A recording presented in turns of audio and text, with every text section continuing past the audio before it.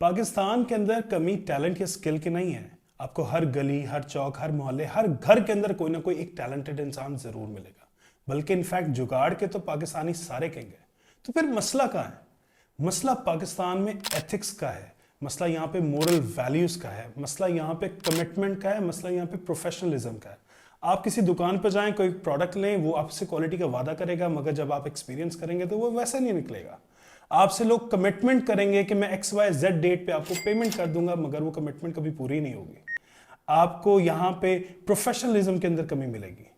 ये वो चीजें हैं जो हर मस्जिद के अंदर, हर मदरसे के अंदर, हर स्कूल कॉलेज के अंदर और हर रोज आप अपने दस्तरखान पे अपने बच्चे, अपने सिबलिंग्स, अपने पेरेंट्स के साथ शेयर करते हैं।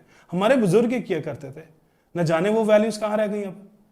आज से आप अपने बच्चों के साथ, अपने घर वालों के साथ अपनी बेसिक मोरल वैल्यूज, उनको प्रोफेशनलिज्म सिखाना शुरू कीजिए। यकीन जानिए पाकिस्तान की राहें बदलना शुरू हो जाएंगी और ये तरक्की की तरफ गामजन हो जाएगा।